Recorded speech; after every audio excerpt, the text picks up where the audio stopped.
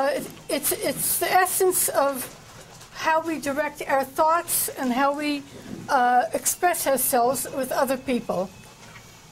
Anybody who knows children who don't speak in school, or anybody who has a child like that, knows the pain that these children go through. Many of these children can't sleep at night. You know that it takes over their whole mind. You know that the fear of speaking grows and grows, and they freeze up emotionally. You know that it affects their health, their happiness, and their relationships.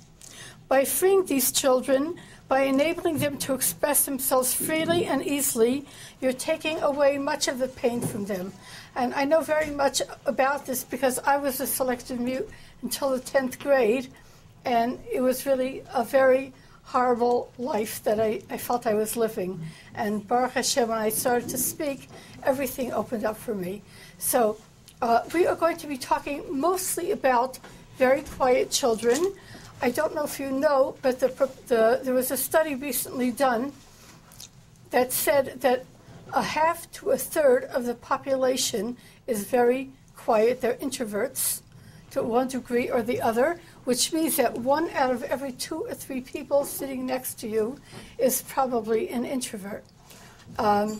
So this affects a very great percentage of the population. Okay, so how can we help our children?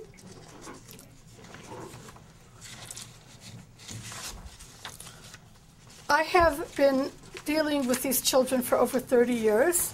I taught them as a ganenet for about 26 years.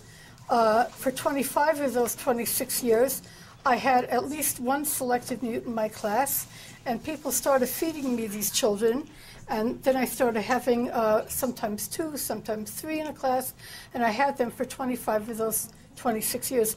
And I started to develop a profile of these children.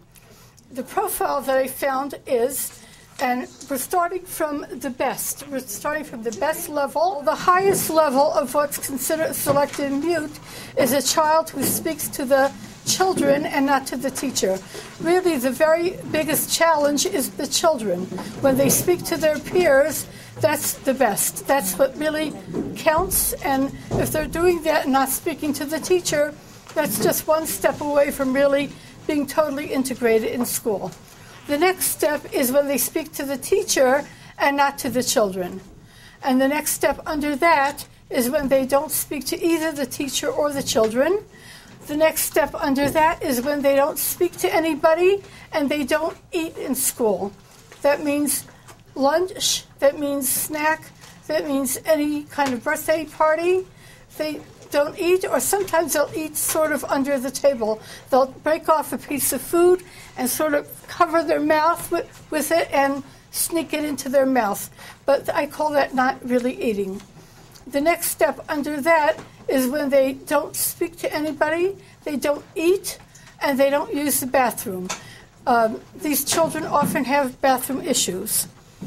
The next step under that is that the child won't speak to the teacher, and the children, they won't eat, and they won't move. They'll just stand or sit and watch everybody. So we want the train to be going in the right direction. We want the children to be going from one level up to the next.